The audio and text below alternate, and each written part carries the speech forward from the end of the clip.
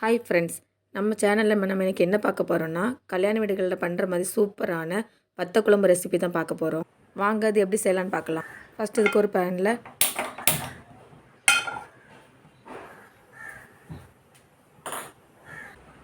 ஒரு ஸ்பூன் கடலைப்பருப்பு,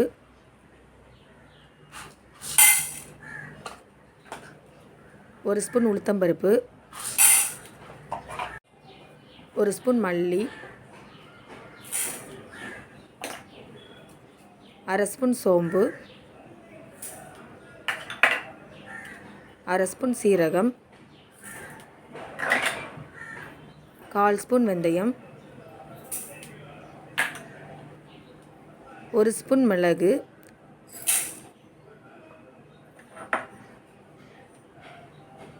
அரை ஸ்பூன் பச்சரிசி, ஒரு 4 வரமிளகாய்,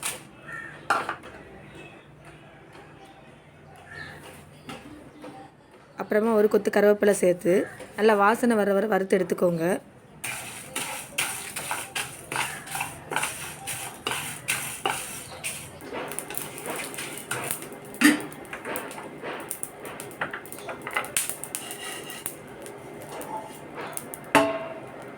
ஒரு தட்டில் ஆற வச்சுக்கோங்க.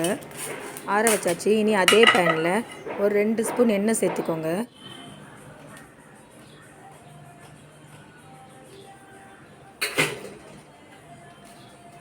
எண்ணெய் நல்ல சூடானதும் ஒரு கப் கட் பண்ணி வச்சுட்டு வெங்காயத்தை உள்ளே சேர்த்துக்கோங்க. கட் பண்ணி வச்சுக்க தக்காளியை உள்ளே சேர்த்துக்கோங்க. கொஞ்சமாக மஞ்சள் தூள் சேர்த்துக்கோங்க.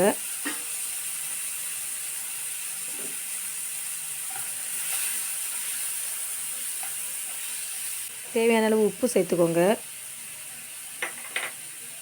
நம்ம சேர்த்துருந்த தக்காளி வெங்காயம் எல்லாம் நல்லா சாஃப்டாக ஆகிற வரை வதக்கி விட்டுக்கோங்க. கொஞ்சமாக தண்ணி சேர்த்து வதக்கிக்கோங்க. தக்காளி வெங்காயம் வதங்கிட்டு இருக்கட்டு நம்ம அதுக்குள்ளே ஒரு எண்ணெயை பற்றி பேசலாம். நாங்கள் சைரா ஹேர் ஆயில்னு ஒரு ஹேர் ஆயில் வீட்டிலே ரெடி பண்ணி வச்சுருக்கோம். அதில் நம்ம எந்த விதமான கெமிக்கலும் நம்ம சேர்க்கலை. நேச்சுரலான பொருளை வச்சு தான் சேர்த்துருக்கோம். உங்களுக்கு அந்த ஹேர் ஆயில் வேணும்னா நீங்கள் வாட்ஸ்அப்பில் மெசேஜ் பண்ணுங்கள். மேலே இருக்க தெரிகிற நம்பருக்கு மெசேஜ் பண்ணுங்கள். மீஷோ, அமேசான் லிங்க் வரும், நீங்கள் அதுலேயும் வாங்கிக்கோங்க. ஓகே ஃப்ரெண்ட்ஸ், தக்காளி வெங்காயம் நல்லா வதங்கிருச்சு. இனி இது நல்லா ஆறுனதும் நம்ம ஏற்கனவே வறுத்து வச்சுருந்த மசாலா பொருளையும் சேர்த்து மிக்ஸி ஜாரில் போட்டு நம்ம அரைச்சி ஒரு பேஸ்ட் மாதிரி ரெடி பண்ணி வச்சுக்கோங்க. இனி நம்ம வத்த குழம்பு செய்ய ஸ்டார்ட் பண்ணிடலாம். ஒரு ஸ்டவ் ஆன் பண்ணி ஒரு கடாய் வச்சுக்கோங்க. ஒரு 2 ஸ்பூன் எண்ணெய் சேர்த்துக்கோங்க.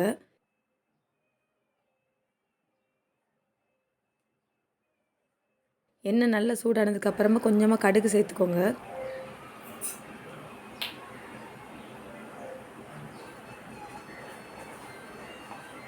கடுகு நல்லா பொரிஞ்சதும் கருவேப்பிலை சேர்த்துக்கோங்க.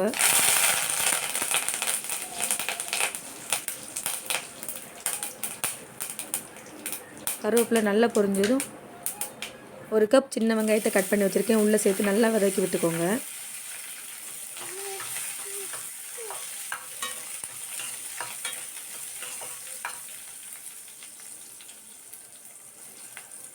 ஒரு 4-5 பல் பூண்டும் சின்ன சின்னதாக கட் பண்ணி வச்சுருக்கேன், அதையும் உள்ளே சேர்த்து நல்லா வதக்கி விட்டுக்கோங்க.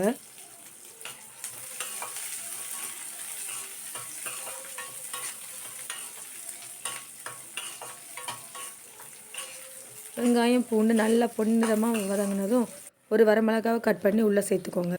நல்லா வதக்கி விட்டுக்கோங்க.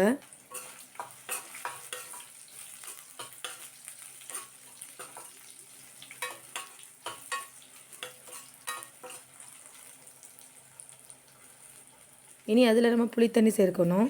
ஒரு சின்ன லெமன் சைஸ் புளியை நான் தண்ணியில் ஊற வச்சு கரைச்சி வடிகட்டி எடுத்து வச்சுருக்கேன், அதை உள்ளே சேர்த்துக்கோங்க. தேவையான அளவு தண்ணியும் ஊற்றி உள்ளே சேர்த்து நல்லா கொதிக்க விட்டுக்கோங்க.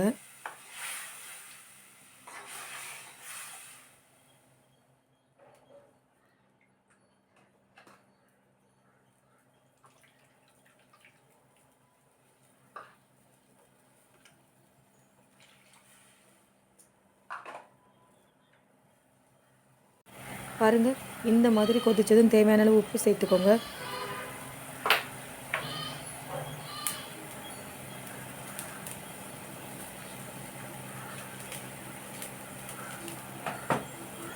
கொஞ்சம் பெருங்காயத்தூள் சேர்த்துக்கோங்க, கொஞ்சம் வெல்லம் சேர்த்துக்கோங்க,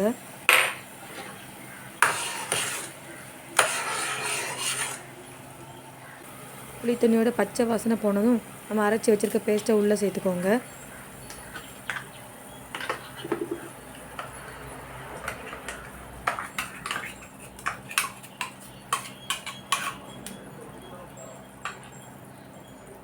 அதுக்கு தேவையான குழம்புக்கு தேவையான தண்ணியும் தேவையான அளவு ஊற்றி நல்லா கொதிக்க விட்டுக்கோங்க. பாருங்கள், இந்த மாதிரி நல்லா கொதிச்சதும்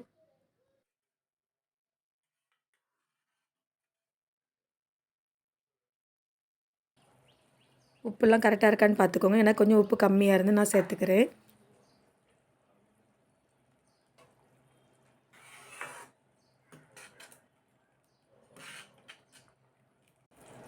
பாருங்கள், கொதித்து நல்லா ரெடி ஆகிட்டு இனி இது ஒரு ஓரமாக இருக்கட்டும்.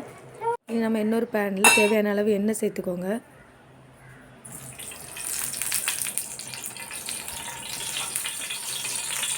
எண்ணெய் நல்லா சூடானதும் ஒரு 2 கைப்பிடி அளவு சுண்ட வத்தலை சேர்த்துக்கோங்க.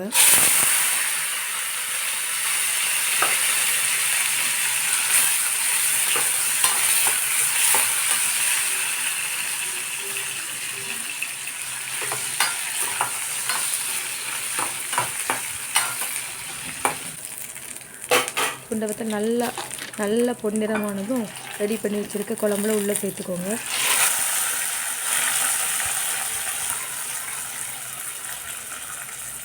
உள்ளே சேர்த்தாச்சு. பாருங்கள், மணக்க சூப்பரான வத்த குழம்பு ரெடி ஆயிடுச்சு. பாருங்கள், குழம்போட கலரே பாருங்கள் எவ்வளோ சூப்பராக இருக்குன்னு. பாருங்கள் ஃப்ரெண்ட்ஸ், இதே மாதிரி நீங்களும் வீட்டில் செஞ்சு பாருங்கள். செஞ்சு பார்த்துட்டு கமெண்டில் சொல்லுங்கள். உங்களுக்கு இந்த வீடியோ பிடிச்சிருந்தால் லைக் பண்ணுங்கள், ஷேர் பண்ணுங்கள், கமெண்ட் பண்ணுங்கள். மறக்காமல் நம்ம சேனலை சப்ஸ்கிரைப் பண்ணிக்கோங்க. Bye friends.